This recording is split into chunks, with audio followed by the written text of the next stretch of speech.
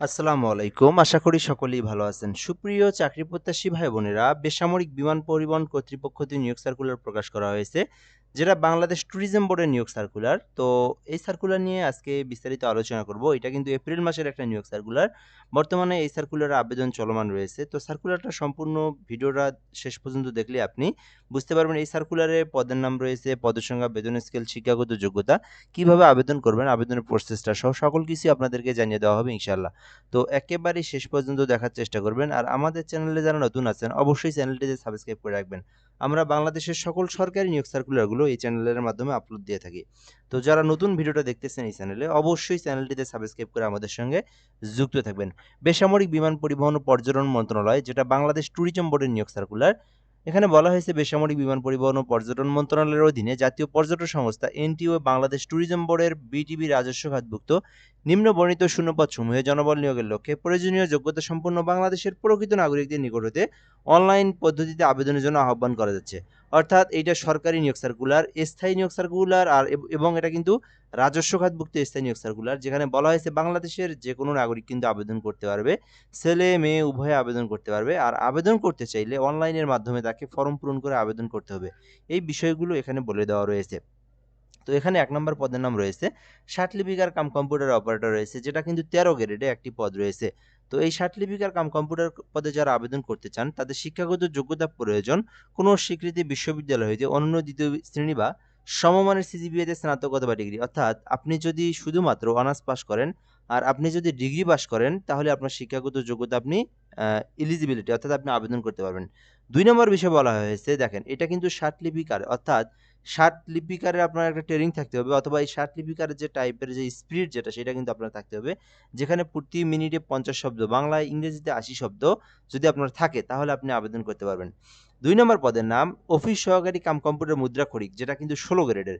তো অফিস সহকারী cum computer মুদ্রাক্ষরিক ১৬ গ্রেডের ৩টি পদ রয়েছে মোট, যেখানে শিক্ষাগত যোগ্যতা চাওয়া হয়েছে যেকোনো স্বীকৃতি বোর্ড হইতে ন্যূনতম ২য় বিভাগ বা সমমানের সিজিপিএতে উচ্চ মাধ্যমিক।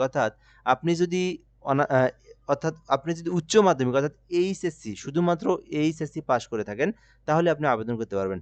আর এইটাতে কম্পিউটারের কিন্তু অভিজ্ঞতার কথা যেটা বলা হয়েছে এটা হচ্ছে বেসিক অভিজ্ঞতা। অর্থাৎ আপনার যদি টাইপের যে স্পিড যেটা টাইপের যদি আপনি করতে পারেন, টাইপের যদি একটা মিনিমাম গতি থাকে, আর আপনি যদি আ MS Word, MS Excel, PowerPoint, Excel এই বিষয়গুলো সম্পর্কে যদি স্বাভাবিক জ্ঞান থাকে, সাধারণ জ্ঞান থাকে, তাহলে আপনি এই অফিস সহকারী কাম কম্পিউটার মুদ্রাক্ষরিকে আবেদন করতে পারবেন। ৩ নাম্বার পদের নাম অফিস সহায়ক, যেখানে মোট ৩ টি পদ রয়েছে ২০তম গ্রেডের। এটাতে আবেদন করতে কোনো অভিজ্ঞতার প্রয়োজন নাই, কোনো কিছুরই প্রয়োজন নাই। শুধুমাত্র এসএসসি পাস করলে আবেদন করতে পারবেন। বলা হয়েছে কোনো স্বীকৃতি বোর্ড হইতে মাধ্যমিক স্কুল সার্টিফিকেট, অর্থাৎ শুধুমাত্র এসএসসি পাস করলে আপনি অফিস সহায়ক পদে আবেদন করতে পারবেন। তো এই ছিল মূলত এখানে বিষয়। আপনার শিক্ষাগত যোগ্যতা অনুযায়ী আপনি এই সার্কুলারে যে পদে ইচ্ছা আবেদন করতে পারেন। আবেদন করতে যে বিষয়গুলো খুবই গুরুত্বপূর্ণ আপনাদেরকে দেখতে হবে। আবেদন কিন্তু এপ্রিল থেকে শুরু হয়েছে। বর্তমানে এই আবেদনটা চলমান রয়েছে, যেটা কিন্তু ৩০শে এপ্রিল পর্যন্ত করা যাবে। তো বিষয়টা আরেকটু ক্লিয়ার করে দেই। এই আবেদনটা কিন্তু এই এপ্রিল মাসের একেবারে শেষ দিন ৩০ তারিখ পর্যন্ত করতে পারবেন, বিকাল ৫ ঘটিকা পর্যন্ত। এখন বিষয় হচ্ছে কিভাবে আপনি আবেদন করবেন? আবেদনের প্রসেসটা কি? আবেদনের প্রসেসটা হচ্ছে, যারা আবেদন করবেন, যাদের নিজেদের ল্যাপটপ, কম্পিউটার, পিসি রয়েছে বা যারা নিজেরা আবেদন করতে পারেন, তারা কিন্তু গুগল অথবা ক্রোম ব্রাউজারে সার্চ করবেন। btbteletalk.com বিডি লিখে সার্চ করলেই সরাসরি আপনারা আবেদনের ফর্ম পেয়ে যাবেন। ওখানে আপনি প্রবেশ করে আপনার সকল পার্সোনাল তথ্য, এডুকেশনাল যে তথ্যগুলো রয়েছে, এছাড়াও আপনার একটা ছবি লাগবে, একটা স্বাক্ষর লাগবে। এই যে ছবির মাপ আছে, স্বাক্ষরের মাপ, এগুলো দিয়ে আপনার আবেদনটা সম্পূর্ণ করতে হবে। তারপরে আপনার কিন্তু আবেদনটা সাকসেসফুল হয়ে যাবে। এর মধ্যে একটা বিষয় বলে নিই, আপনি কিন্তু চাইলে আমাদের মাধ্যমে আবেদন করে নিতে পারেন। আমরা কিন্তু বাংলাদেশের সকল সরকারি নিয়োগ সার্কুলারগুলোর আবেদন করে দিয়ে থাকি।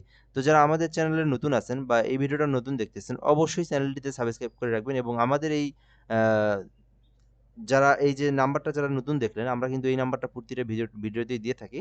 তো যারা এই ভিডিওতে যারা নতুন দেখলেন এই নাম্বারটা, তো আপনারা সেভ করে রাখতে পারেন। এই নাম্বারে কিন্তু যোগাযোগ করলে আপনারা আমাদের মাধ্যমে ঘরে বসে যেকোনো সরকারি চাকরির আবেদন আপনি করে নিতে পারবেন। ঠিক আছে?